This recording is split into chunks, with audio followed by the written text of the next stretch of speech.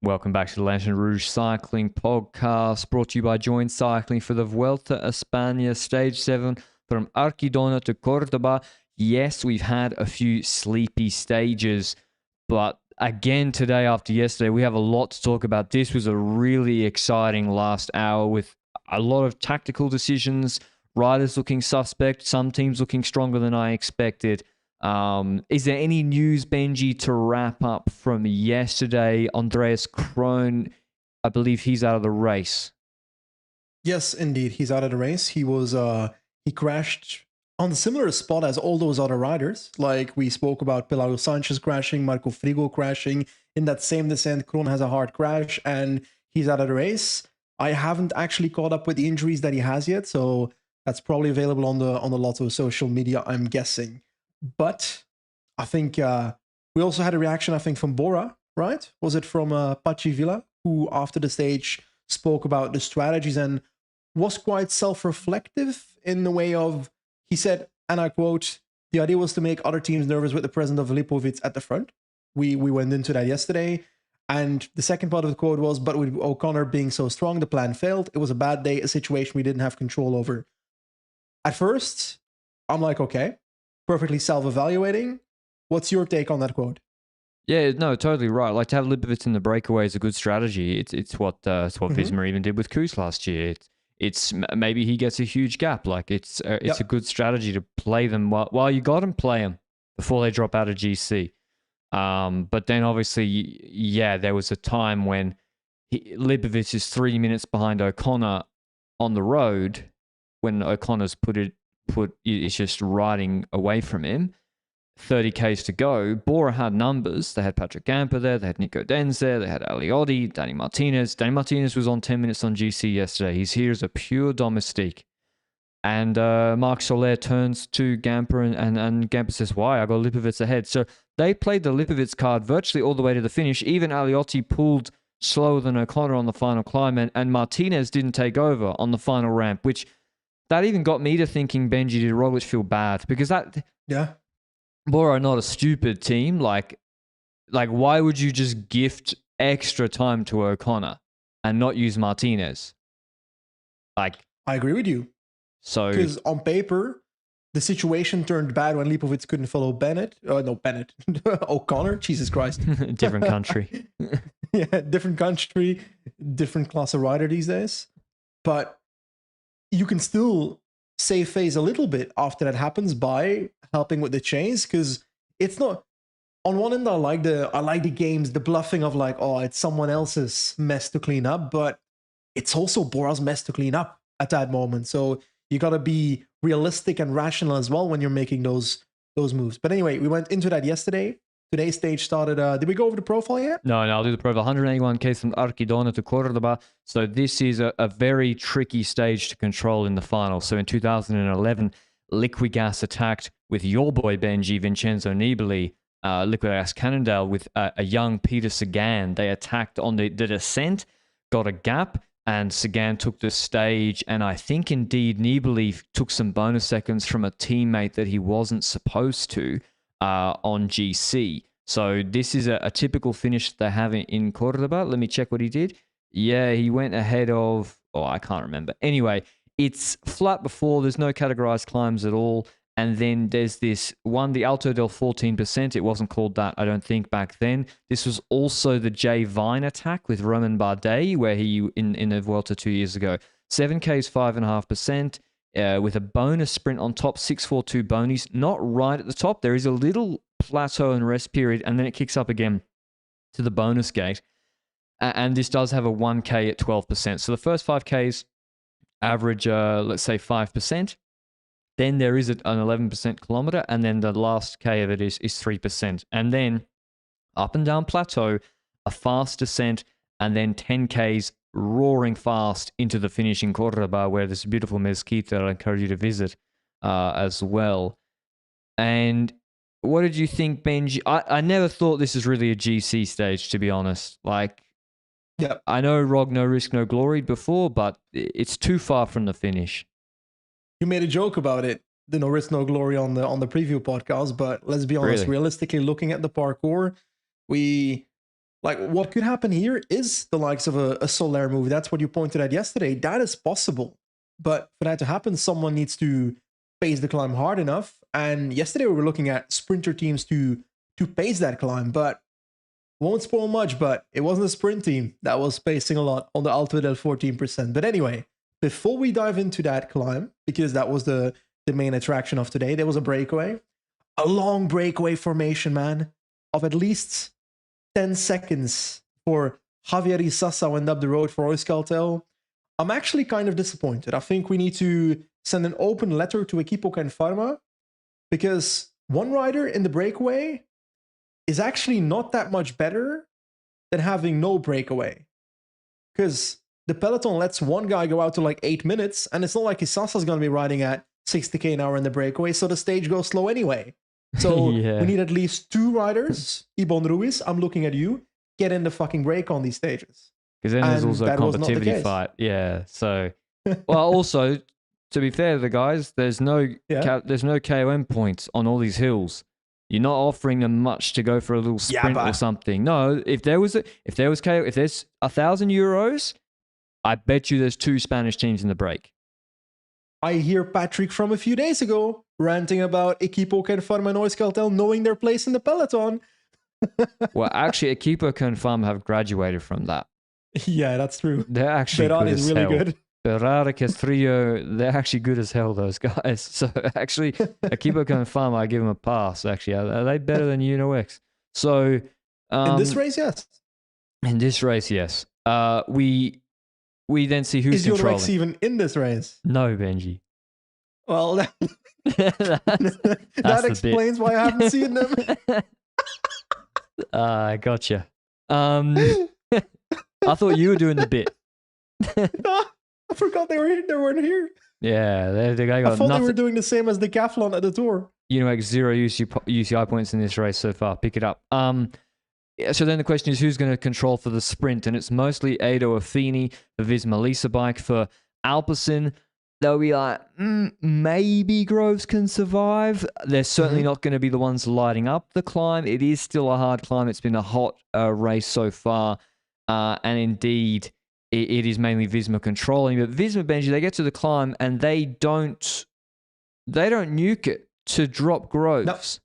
No. They pace just with Affini for as long as possible. They didn't pace with Geesink or Walter. What'd you make of that?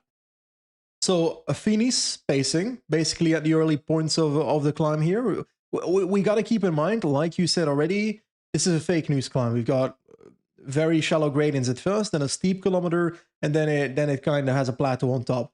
But it's Affini pacing on the first segment of the climb. And I was feeling like, okay, Affini's probably doing quite a hard pace for him. But for a lot of people in the peloton, this is not a hard pace. So this will definitely not hurt Caden Groves. This might hurt someone like Bittner. So he might get rid of someone like Pavel Bittner on a climb like this, maybe, because he's shown to be versatile every now and then before as well. So I don't know, like, what did you think of that? Well, I think and thought very strongly that these are some of the hardest stages to control in cycling if you're the top favorite with the fastest sprint. I'll run you through them. Corbin Strong and Israel Premier Tech at the end of the Fox Creek climb in Tour Down Under. Del Toro Flyer, bang, wins, not brought back. Haïscabel, Tour de France last year, stage 2. Flyer Victor Lefay after Bilbao's Flyer. Lefay wins. So basically the idea behind this is to keep the other riders to control when shit hits the fan. Yes, there's for sure, like there's Sivakov, Marc Soler, bet all he will attack. Bet all, and he should. It's a great finish for him and a great climb for him. If Krohn was in the race, for example, even Campenas, if it's too slow, can attack. There's so many riders that are not here on GC. Carlos Canal, many riders. And so, yeah, it's like these finishes are so hard to control if you don't have numbers. Even with Bardet winning stage 1 of the Tour this year. So, indeed, but it's taken out of Visma's hands and the sprint team's hands, Benji. It becomes a much more interesting stage than can Visma drop Caden Groves. Yeah. Red Bull Bora Hansgrohe, Benji, moved to the front actually taking O'Connor and Decathlon by surprise. The peloton was lulled to sleep. I think everyone thought this was going to be a reduced sprint. Visma going to control with Geesink and Walter on the plateau. We're all happy days. Decathlon are caught unawares, and Bora starts smashing it with Aliotti. Yes, it's Aliotti. It goes Aliotti, Martinez, Vlasov, Roglic. No, Lipovic is also in there in the white jersey. Mm-hmm. What did you make of them pacing? Well, firstly, when they moved to the front, I was like, it's early. You've got two sides of me. You've got the cycling heart on the left side, the entertainment side. I was like, ooh, we've got something going on. But then I looked to the right side of me, the rational side of me. I was like, oh, sorry, but what is their plan for this climb? Are they trying to make it hard for the bonus seconds on top? Do they even need to do that? Because which other rider in this GC field has a sprint that Roglic has? Maybe Van Eetveld, but that's not that big of a deal for Roglic. If he accidentally takes 6 seconds and Roglic gets 4, it's still a 4 seconds bonus on top of all the other GC riders, especially O'Connor right now. So I think regardless of whether Bora paces here or not, they're gonna be having Roglic with a large chance of taking the bonus seconds on top of this climb anyway. So they don't need to pace for the bonus seconds, in my personal opinion. So I'm starting to think secondary. Is this climb hard enough to launch Roglic on? If you have a very good team to thin out the peloton to 15 riders, 10 riders, maybe. If you can't thin it less than 30 riders, no. In no way you can do that. So to me, it started slowly but surely feeling like a very desperate move to do something. And I believe that they would never be pacing on this climb if yesterday didn't happen. To me, it's because Ben O'Connor was 4 minutes 51 ahead in GC after yesterday's stage that today they were like, okay, we need to use every moment to make it a bit harder for O'Connor. And they tried to do that on this climb, is how I perceive that. I don't believe it's for the bonus seconds. I agree, because you got several... First of all, they come to the front very early to pace. Secondly, if you go to the... Say you just... All you have to do is pace with Aliotti to the bonus gate, and then Vlasov gives Roglic the lead out, and also Vlasov or Martinez should sprint. In fact, Martinez should... And then they take away the bonies from Ben O'Connor as well, so he can't sprint for 4 seconds or 2 seconds.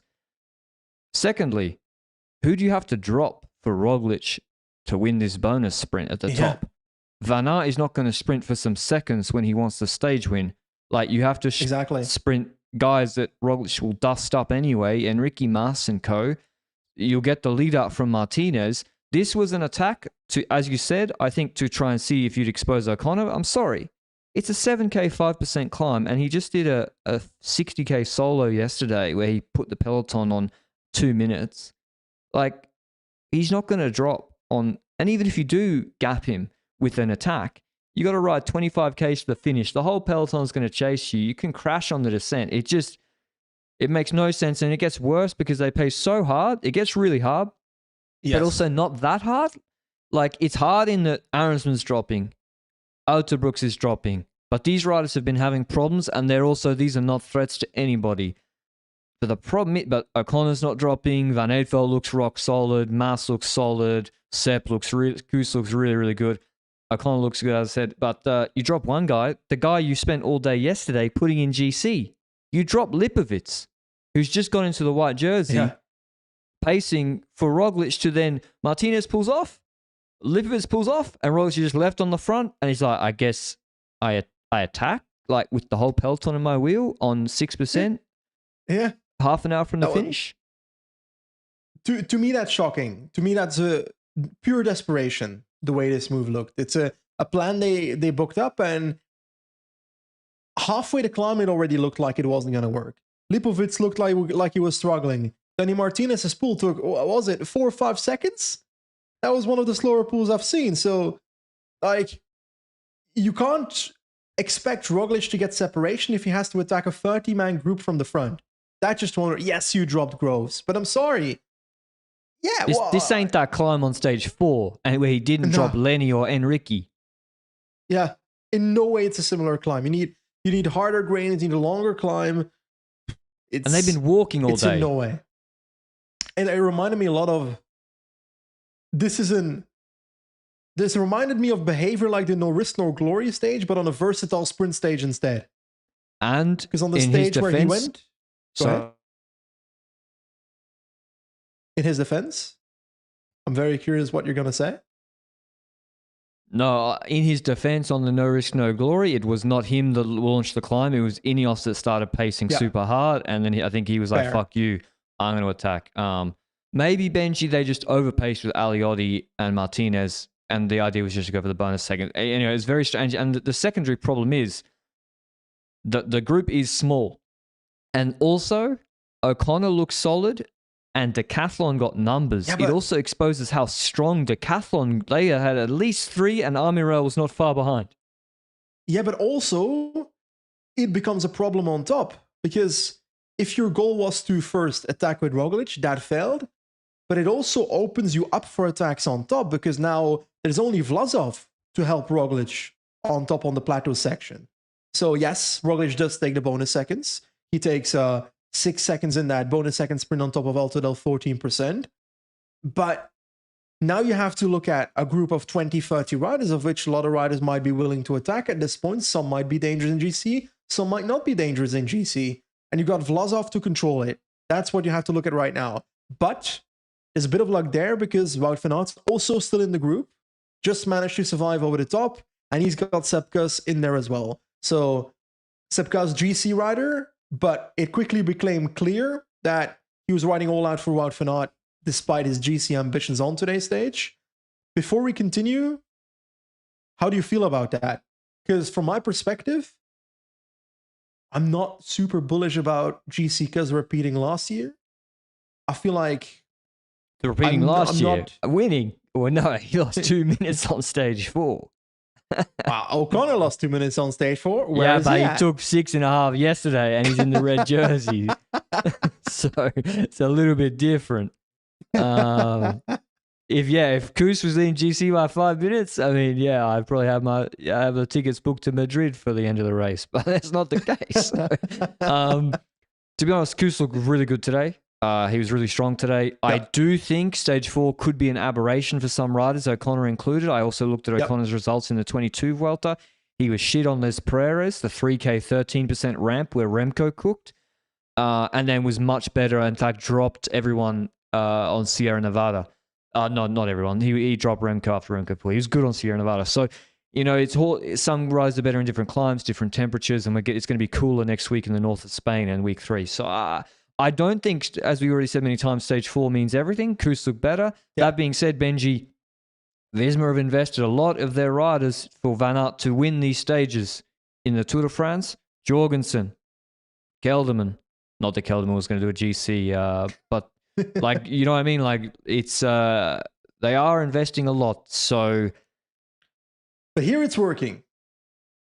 Yeah, and also I think the way they did it today was better than how they did it with Hayescabel for a couple of reasons. Because, like, first of all, UAE, they're playing it so well. You got this rolling plateau. I don't know where Del Torito is, but do we do the bonus sprint? We did do the bonus sprint. We're over the top, and attacks are now starting to come. Leonard Van Eedveld. Someone else. Sivakov before. Sivakov. Vlasov, it's interesting because Vlasov is in GC. He is in the top 10 on GC. That's not true. He's on 14th on GC, but he's in GC. He's 1 second behind Vlasov. He's 1 second behind Vlasov in GC. This all makes so much sense. So much sense now. Okay. What do you mean? Vlasov is 1 second behind Vlasov in GC. Vlasov is 1 second ahead of Sivakov in GC. Oh. Okay, so Vlasov is... You're overthinking this. I am not overthinking this. Vlasov is responding to Sivakov, which makes sense. You know, he is in GC.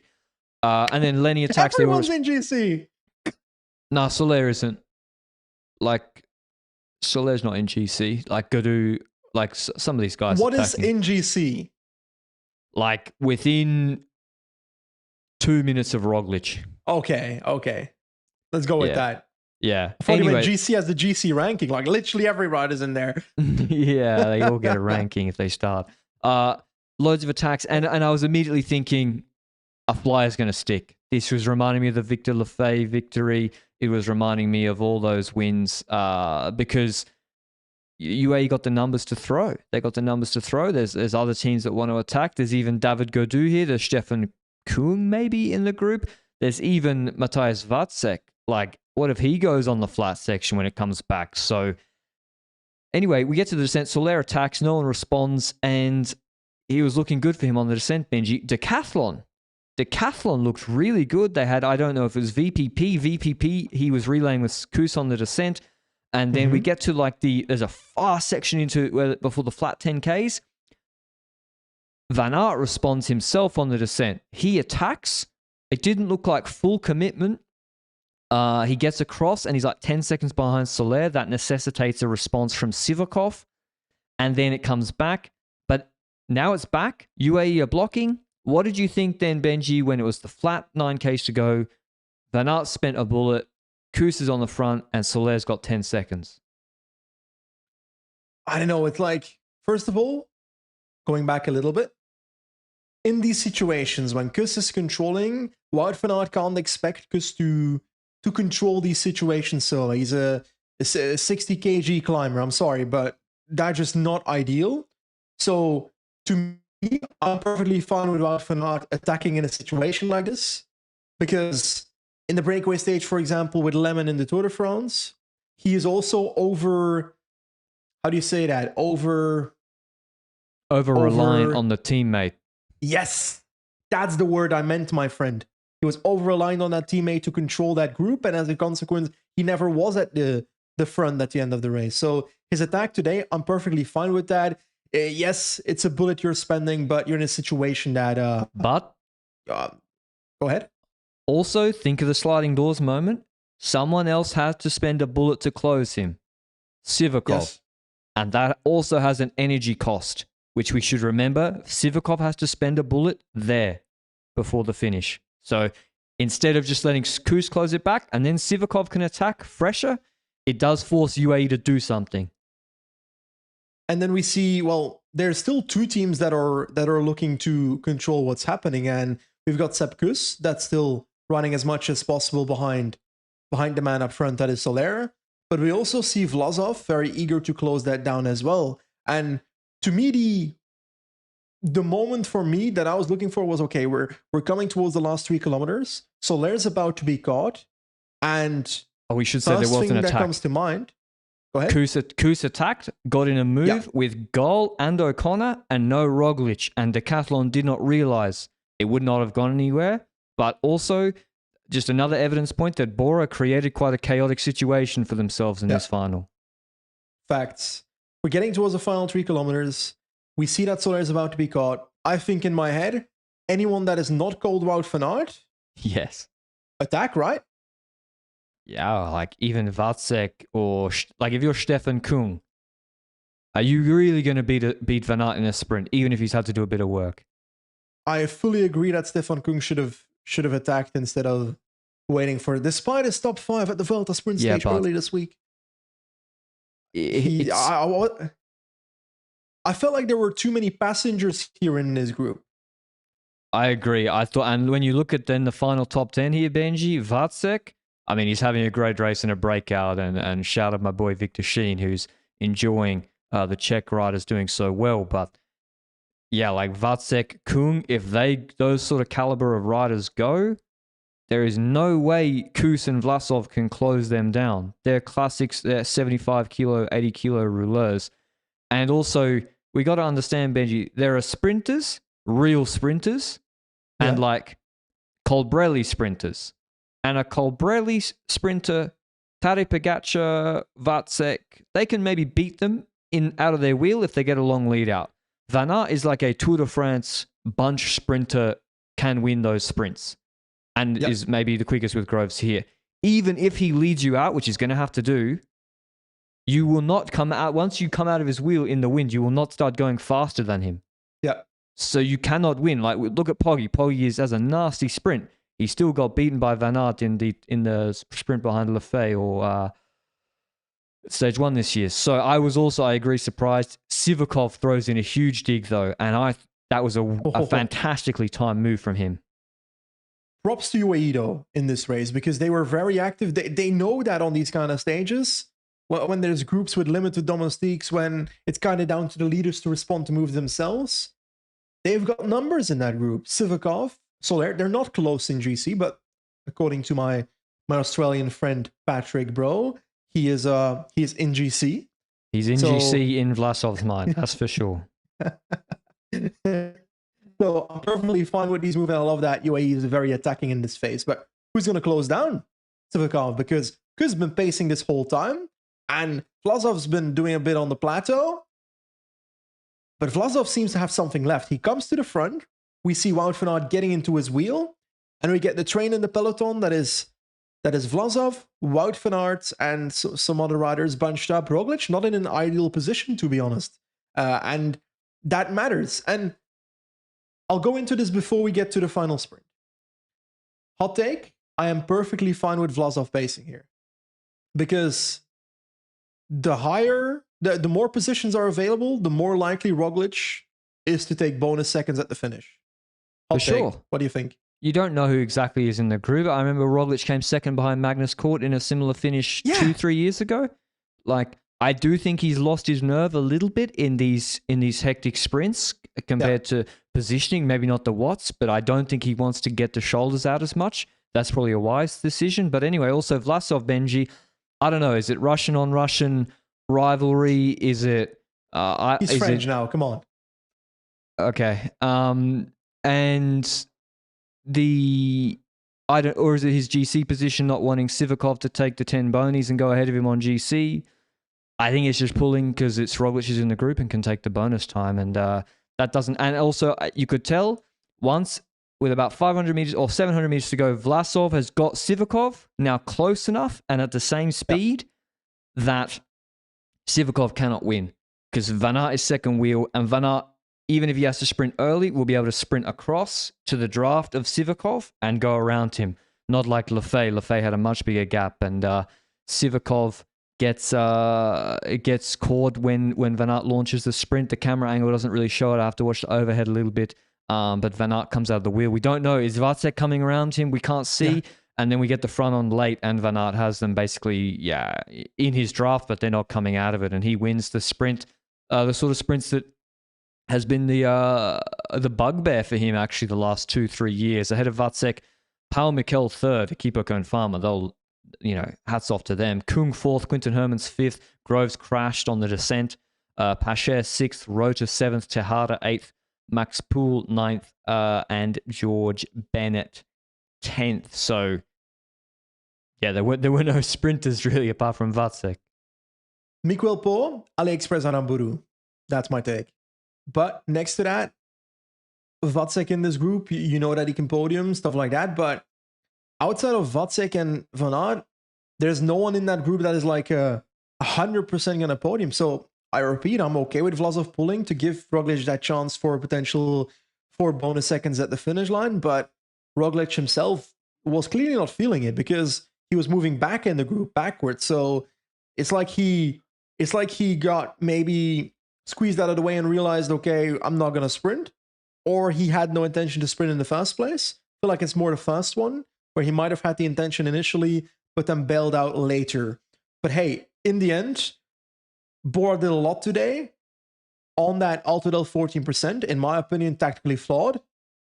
And they get just the bonus seconds of Altadel 14% for it. And I don't know.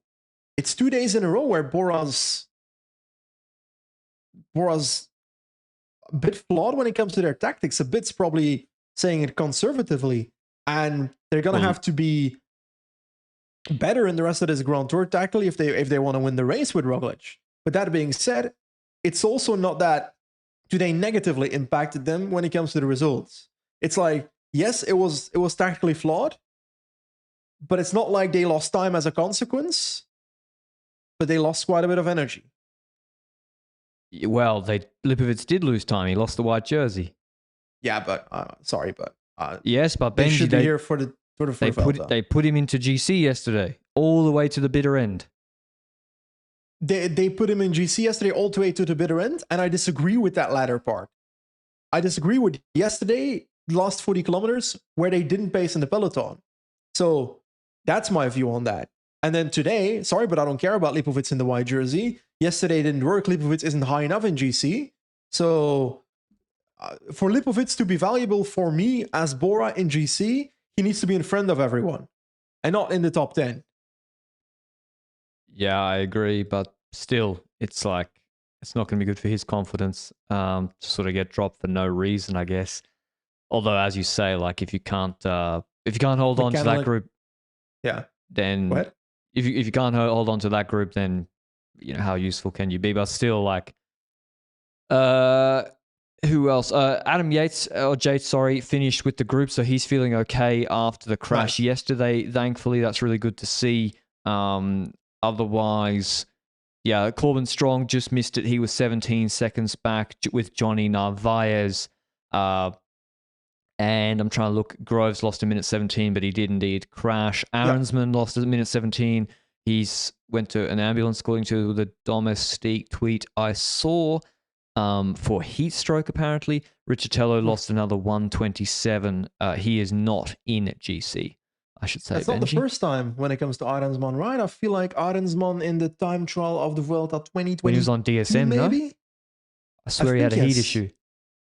Yeah, I think so too. So maybe it's an ongoing struggle for him. Heat temperatures. Also, you mentioned the Groves crash. It was at the top of the Altadel 14%. And gotta be honest, if that crash doesn't happen, I feel like, you reckon he comes back? You reckon he comes back in the Lipovic group to the front? Groves? Yeah. He wasn't that far behind, but also I think not there's super a close. good chance, because I don't know how far he was, like from Strong, because he would have had Murisa and Quinton Hermans and let me check it up. Seeden. Yeah, he would have Murisa and Hermans. So yeah. There's also, I had something else to say. Oh, FDJ, I think they really fucked it up, Benji. Like, you can't finish with a guy 4th and 6th in this sprint. Yeah. They did attack, I think, once with Gaudu, but if Kung had attacked... Kung should have been the one. Or Pacher, doesn't matter. If one of them also went with Sivakov, or around that time, a really big chance to win the stage. And they are short on wins this year. They just had the good news, fortunately, that Groupama will be extending sponsorship until the end of 27, but they haven't won a Grand Tour stage this year and haven't won a World Tour stage since May. So you got to take and win there. And this was a good chance today. Can you hear that noise? The quokka is roaring. We've got a quote from Ben O'Connor via Willerflitz. He's saying Roglic will have to pick up a lot of bonus seconds to keep up with me. I love the fire. It is true. It's like, it's a lot of bonus seconds to take when you just gave the time for free yesterday. But what's done is done in the past. I would say the concerning thing for what we said yesterday, Benji, the concerning thing is for Roglic to win, he has to be tactically perfect, no crash, no bad day. And that is like not a given that on 2 of the stages, and I'd even argue, I don't know exactly why he rode the way he did on stage 4. He easily could have also lost stage 4, by the way. He didn't. He almost did. He almost did, but he didn't because he also is so good in those finishes. But I would also be worried that Decathlon looked pretty damn good. Yep. Decathlon have a better second GC threat than Bora. Yeah. Felix that is actually true. If he didn't attack on the climb on stage 4, he's probably with Roglic, Mas, and Van Eetveld. And he was looking very good on that day for certain. So, even is it even a domestique for O'Connor? I feel like it's... You keep him in GC and you keep him as a threat. I think so too. For now. Especially because he was better on stage 4. You can't make that decision based on Ben O'Connor having taken time in a breakaway. So what if O'Connor gets dropped both up there on the second rep of Hazelanis in the Sierra Nevada stage? You have to leave Gull. But you have to leave Gull with Roglic as an anchor. You have to. You have to hope that this is not like in the Giro. He has a good day. This is with the Hindley-Kelderman point in the Giro 2020. Luke has his views. That was the last stage. That's different. Yeah. Where now we're still week 1. So and it's also not the last climb in that. If it's the last climb, you can start thinking, okay, maybe that's the right decision because they can come back both together. I'll But leave even Gaul then, ahead I think so too. because he can't 'Cause descend. Well, he's not going to help he'll O'Connor blow on the back descent, is towards- he? That's true. He'll blow back to O'Connor on the descent anyway, so you don't Yeah. need to call him back. It's gonna happen automatically. Yeah. Yeah. Oh. It's an But interesting honestly, Vuelta. I said Bora's tactics were flawed, but I'm thankful that they did it because otherwise this could have been a very much less interesting stage. That's for sure. I think tomorrow we're going to see another round of tactical discussions, or maybe not. It's from Ubera to Cazorla, 159 kilometers long. This is the stage. It's rolling hills, then a category 2, 7K is 5.6%. Nothing will happen there. Descent, a bonus sprint at the bottom of a hill, and an intermediate sprint, and then a 5K 7% climb where the last kilometer is at about 10%. This is where it's worth it to pace all out for the Roglic. This is Roglic stage win written all over it, right? Yep, I think so as well. This is a Roglic stage win. It finishes on top, which matters. There's no Yes. descent afterwards, no plateau on top. You're not exposing yourself with limited teammates on top to control what happens afterwards. This is hard pacing as much as possible.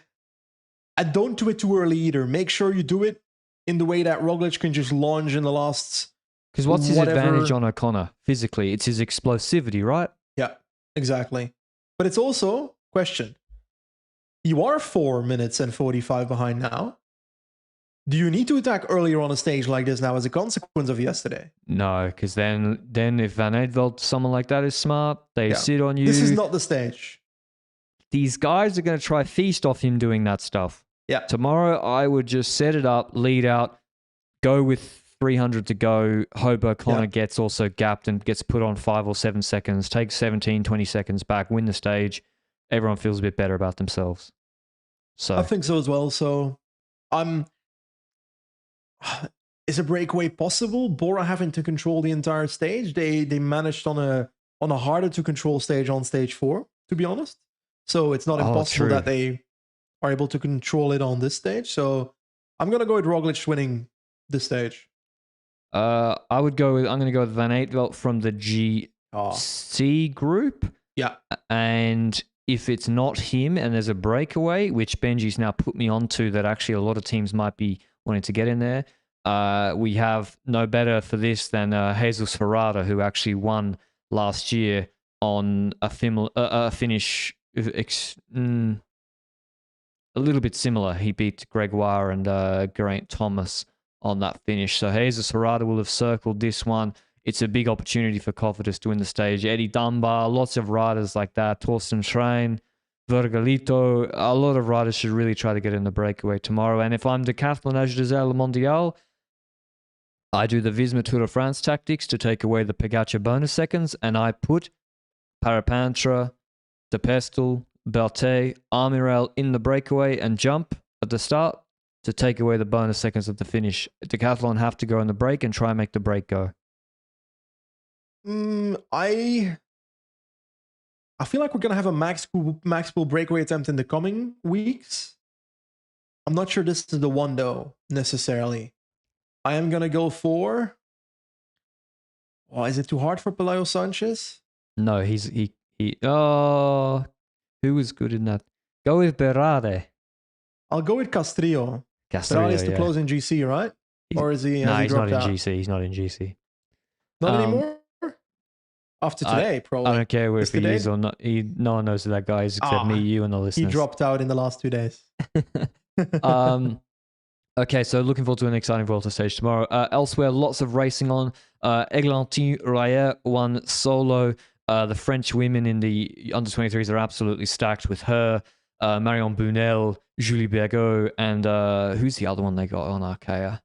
Titia Rio. She's actually quite good in juniors. I think she'll progress as well, the 19-year-old. Rayer's had a tough time going straight basically to DSM from the juniors. Yeah.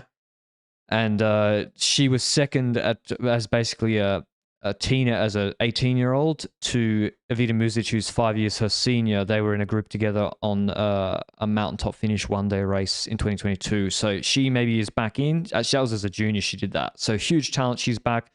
And in the men's Tour de l'Avenir, it was absolute carnage. It was like a 120k mountain stage, but they had two sort of uphill for 66k's with 3 climbs at about 7% interspersed with there, not like super hard. And I don't know how it happened because it happened pre-coverage, but a group with Bizio, Tamenhrat, Blackmore, Cagimani for Italy, and Dalby went in the breakaway, and they did not include... Basically,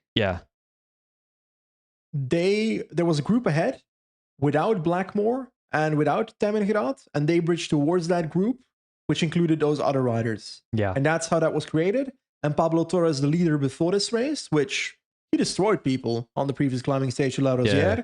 He did not make that group. He was surprised by the move of Blackmore and Tamenhrat. And I think Willard tried to bridge, but later towards the front, but didn't manage to do so because Tamenhrat had Van Beckham pacing all out, and he was super strong to keep that group ahead during that moment. So that's what happened pre-coverage, is what I was told. So continue. Okay. Yeah, well, that sounds like likely, and Torres didn't have the teammates to help him, and it was rolling terrain where Van Beckham's a little bit bigger than him, and having a teammate helps, of course. And so Van Beckham then pulled all out on this 10k 7% climb where Torres had to make up 140. He made up 40 seconds. It wasn't enough. And then we get to basically there's also satellite riders that have been caught. Menno Heysing also pulled all out for the Netherlands before that. Louis Sutton then on the descent pulls for Blackmore all out. Bizio is pulling. The Italian Cagimani's pulling. Everyone's pulling. And we know that Torres is just going to lose so much time, and he loses on this stage 5 minutes. Even though he had the help of Mats Wenzel, the Luxembourger. He loses 5 minutes, and I think about 3 of those minutes were on the flat final 20Ks when the 6 guys were chopping off ahead. So he loses the leader's jersey. Widal loses 7 minutes plus on the stage. Blackmore goes into the leader's jersey, 24 seconds to get ahead of time, and Leo Bizio on 45 seconds. And Torres is 3:55 back. Wow. So that's a lot. These sort of things happen in Tour de l'Avenir. It happened to, who did Del Toro do this to? Tobias Holland Johannesson? No, he did it to was the year Riccitello. before. He did it to Riccitello on the final stage, I think. Rodriguez did it to someone. Yeah, right? Rodriguez also. That's how he took a lot of time back. Because it's small man teams, 4-man teams with mixed ability levels. So yeah, it's this crazy stuff can happen. Tomorrow's stage though, we will see whether Pablo Torres can make that time back. GC isn't over. They do the Finestra, the full, both the men and women, by the way. 128Ks, 18Ks at 9%. This will be televised on Max if you have it. The last half is gravel. If Pablo Torres, he couldn't have hoped for a better stage to take back the time. So yeah, but 3:55? That's a lot. On the Rosière, what was the difference between Blackmore and Pablo Torres? It was 126. That was a shorter climb. No, the problem is It could actually be really close. The problem is the problem, I think. The problem is Hraat. I think Hraat, he put 30 seconds into Blackmore on Les Carrilis, which is 12Ks 8%. This is 18Ks 9%. Hraat is about, I think, 24 seconds. There's no bonus seconds behind Blackmore on GC. So, what's his name? Torres has to make up 3:30 on Hraat. It's a harder climb. I think Hraat should win by GC by 30 seconds, even if Torres has a massive performance. I feel like Demi Hraat is indeed the favorite after today's stage, and he also got Van Beckham, who was climbing very well on the La Rosière, no, on the Les Carriles stage. So and Menno Heysing can control the stage before. He's quite strong on the flat, so yeah, should be a very interesting finish. We also had the Deutschland Tour where Mads Pedersen, super impressive, responded to a lot of attacks himself. Milan got dropped. It was like a puncher's fest, and Pedersen was able to survive, and he won the stage ahead of Tobias Holland Johannesson. Archie Ryan was, I commend him for how active he was on this parcours. He, Nordhagen, and Gloag have tried to light up the last couple of days, but it's just been, the parcours was a little bit too soft. Tom Schoens was huge for a little trek today as well, and Pedersen takes the GC lead on that over his teammate. Milan, who really struggled today. But tomorrow's quite hard with longer climbs in the early parts. So I hope everyone just goes ape shit on the 4K 9% climb at the start. And if I don't mention it, Luke will get too angry. Drovenko's Overreiser. Jelte Krinsen, a 23-year-old Dutchman. Whoa. He won a stage Krijnsen. at Krijnsen? You gotta give him the panache, my friend. Krijnsen. Jelte Krijnsen. Yes? Got it? All right. He was on Park Hotel Valkenburg Continental Team, and he's took a stagiaire contract with Q3 6.5 from the 1st of August. He promptly went to Denmark, won a Dot Pro stage solo ahead of quite a few good riders like De Leede, Anderson, etc. And he's gone to Drovenko's Overreiser, which has been won by Voxnor or De Leede, can't remember which, Remco Evenepoel, and he won that in a solo 40 seconds ahead of everybody else. So very, very impressive from him. And indeed, yeah, like he will get a pro contract somewhere. Yeah. And it's nice. No offense to Q36.5, but they would be under where he deserves to be next year for me. I'm saying DSM is the kind of destination I see for this guy. A DSM better than Q36? Disrespect. I They're mean just on Vuelta stage, my the friend. trajectory, you know, like, yeah. I don't know. I think Q36.5 for trajectory in the future against Tudor, against UNOX, who's been scoring UCI points like crazy in the last 2 months, I think it's actually not looking that amazing.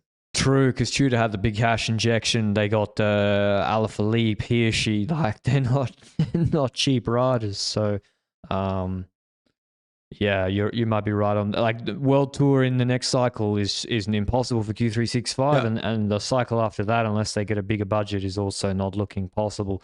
Luke says Krijnsen is a 2DF yellow jersey next year. So indeed, he is. No, that's not what he says. He's pointing at Bardet, taking the yellow jersey at the Tour de France for DSM. I'm going to choose to believe he's hyping up this 23-year-old Dutch guy from Park Hotel Valkenburg.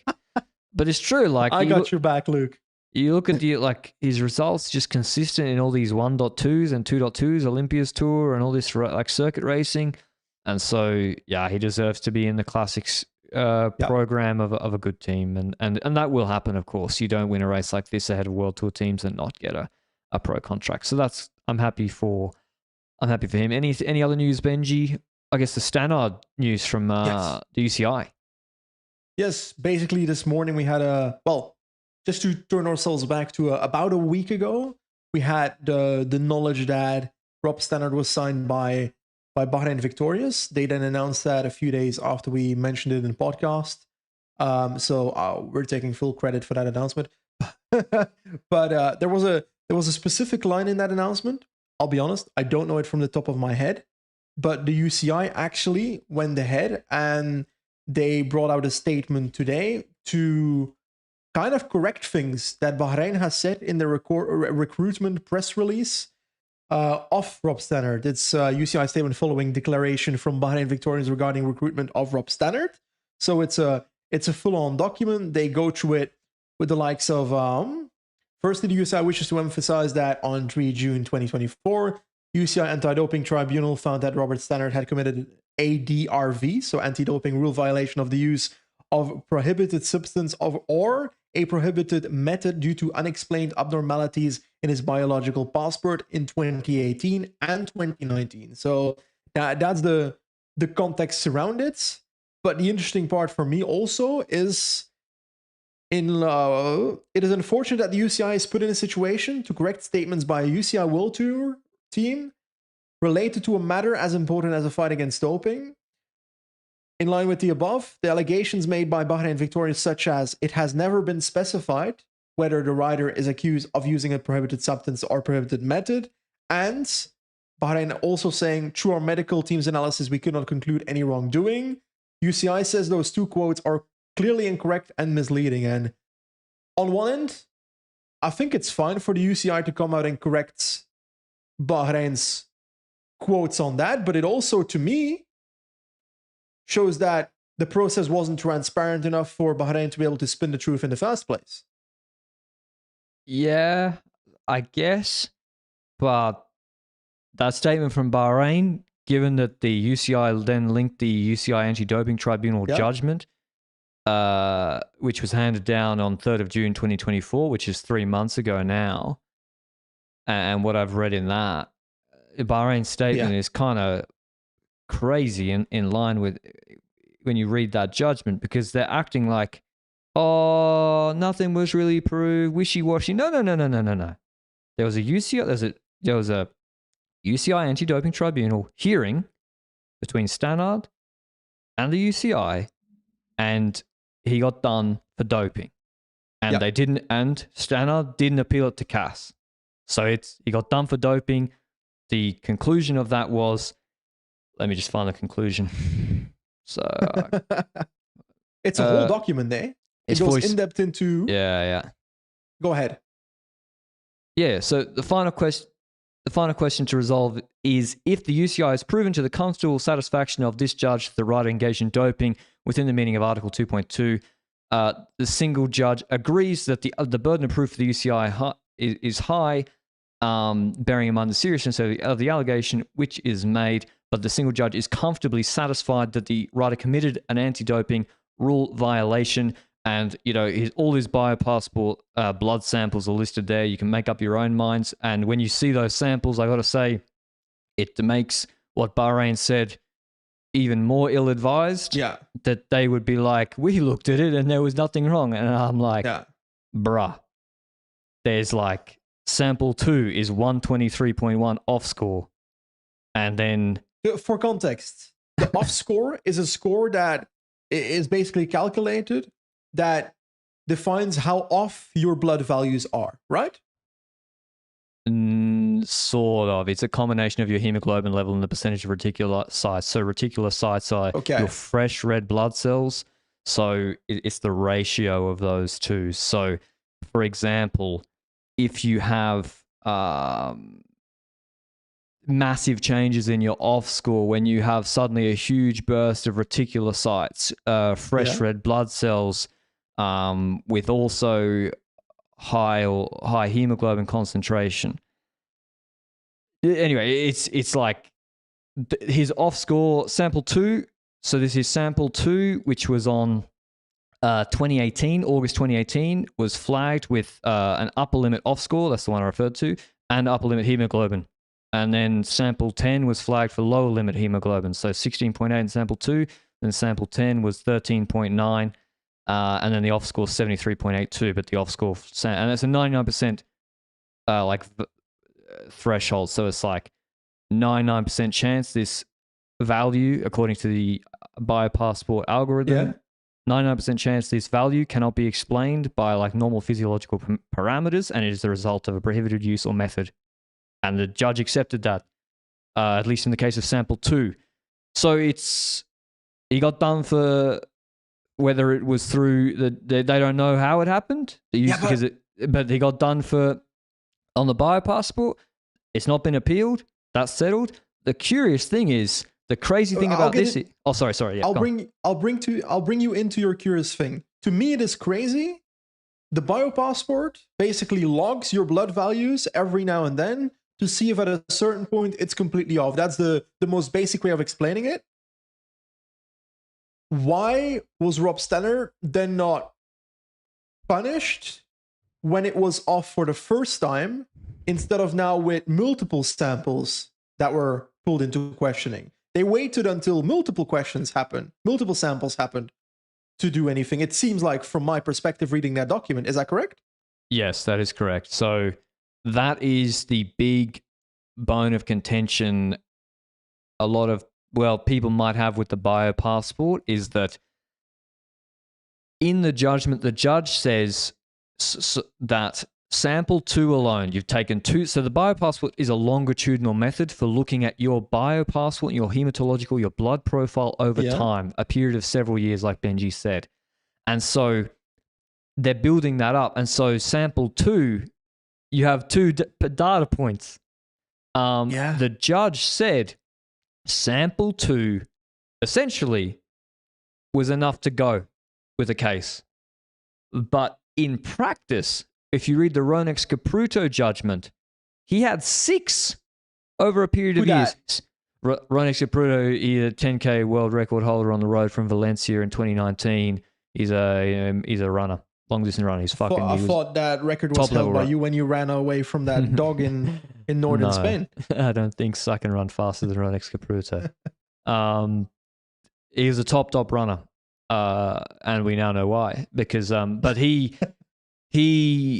had 6 values out of maybe 30, 36, 32 samples, 6 out of 32 over a period of years, and then they brought the case, and this is over a period of years, and then bang, you're constantly out of the 99% thresholds, gone.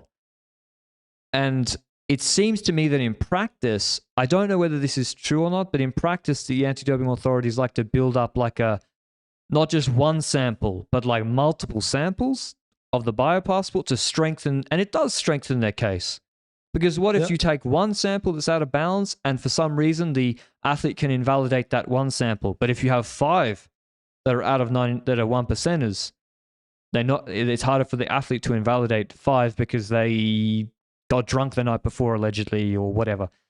Yeah. But the judgment says because of the delay in submitting sample 2 to the, let me just quote this directly to be correct, because this explains why Rob Stannard is riding for a World Tour team now, because everyone was thinking, why is he not banned for 4 years from June 3rd or whenever this tribunal judgment decision was handed down? And the answer is because the rider submitted that when a passport generates an atypical passport finding or for which a review is otherwise justified, it should be sent by the athlete passport management unit to an expert for review in Adams. This should take place within 7 days following the generation of the atypical passport finding in Adams. Stannard argued that because that sample 2 was not submitted for over 4 years, or that the UCI did not proceed with any claims for over 4 years, that then there was a delay, and because of that delay, the period of ineligibility should start from the date of sample collection. And then there's an article in the UCI anti-doping rules that says where there's been substantial delays in the hearing process or other aspects of doping control not attributable to the rider or person, the UCI may start the period of ineligibility at an earlier date, commencing as early as the date of sample collection. And I really disagree with the tribunal judge here, because the argument that Stannard was not negatively impacted by the delay. He continued with his career. He continued racing. He was not suspended, provisionally suspended, notified of it. What harm came to him because the UCI built up maybe a stronger case against him? Also, isn't it just logical that, to me, it now feels like that 4-year ban is a ban for that sample 2, if they do it from sample 2. Because then you're basically saying that the ones he had afterwards are not the ones you're being judged for if you punish him since sample 2, is how I see it. Like, I'm obviously not as written into the in-depth rule sets of doping that you just laid in front of me, but isn't it more logical that you get penalized after your bundled samples and not from the first sample that went wrong? Because you still cheated afterwards then. Yeah, and I don't know why the single judge so hyper-focused on sample 2. So I really... Yeah, the judge basically said because the expert panel concluded that in 4 written opinions that sample 2 should have been subject to assessment because it was flagged, and that there was a delay in the management process regarding sample 2, that they should have, that the process regarding sample 2 should have been initiated. And so this is I think they're going to need to change that. They're going to need to change that rule. They have to change Article 10.11.1 of the UCI anti-doping rules 2015, because they need to put a caveat or qualifier in there that the delay in the hearing process or other aspect of doping control negatively impacted the rider, because nowhere is it argued that the delay somehow invalidated sample 2. It did not invalidate sample 2, But it did not also mean that Stannard could not defend himself, at least not in the judgment. It doesn't say because of the delay he can't defend himself properly because it happened 5 years ago and he doesn't know where he was that day. That being said, I can understand why the rule exists, which is basically like to prevent a strike system being introduced. But yeah, that's the explanation. The judge found that the period of ineligibility should begin at the date of sample 2, which was in 2018. So whether you agree with that or not, yeah. Does this mean that it's possible that we now have another rider riding in the World Tour Peloton, for example, that has a sample that's already been flagged, but for sure that they're waiting on 3 more samples waiting I for don't it? know. I don't know whether there's. I mean, now the UCI cannot. Now the UCI, if they want to have a rider suspended from the date of the judgment and actually have a real suspension, they have to act on the first sample immediately. As I understand it and read this, they cannot build up more samples. Now you might say that's a good thing. And also the judge said no. It rejected Stannard's argument that you could not act on sample 2 because it was only the second sample. It said no second sample. All the experts said it was out of bounds. You could have gone on second sample. So at least the positive for the UCI and anti-doping authorities is that there is this tribunal decision which reinforces that they can act early on a second or early sample of an athlete. Okay.